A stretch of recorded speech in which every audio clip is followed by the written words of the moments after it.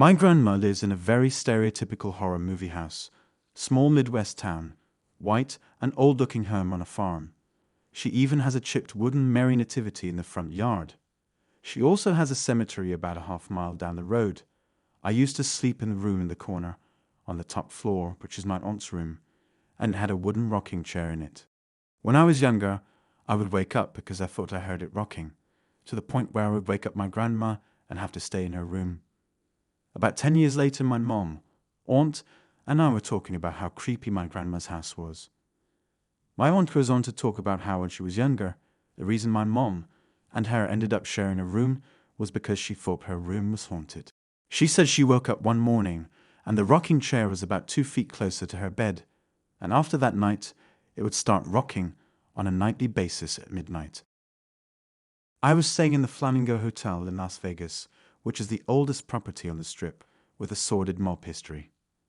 In the middle of the night, I woke and saw a dark figure moving around the foot of my bed and coming up the gap between the twin beds. I hit the light, and there was a full figure of a man in a 60s sports blazer with blood all over his face. I yelled, "Go away," and start flinging my arm in his direction. And just like that, he disappeared. I woke my friends in the other bed, and my buddy said, "What are you swatting at?"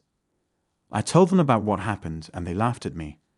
The following morning, my buddy said after I had fallen asleep, water was dripping on his head, but there was no leak on the ceiling.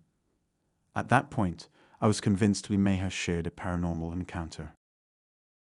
Back in 2005, I was in a band that toured the country in a 15-passenger van with a trailer.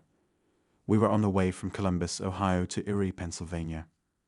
The show had been cancelled in Ohio due to a power outage, so we decided to get on the road early, as we had friends in Erie who were taking us in for the night.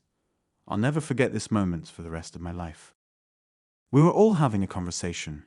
There were 8 of us total in the van, when the driver and passenger both said simultaneously, "What was that?" I'm getting goosebumps on my arms right now just remembering the event.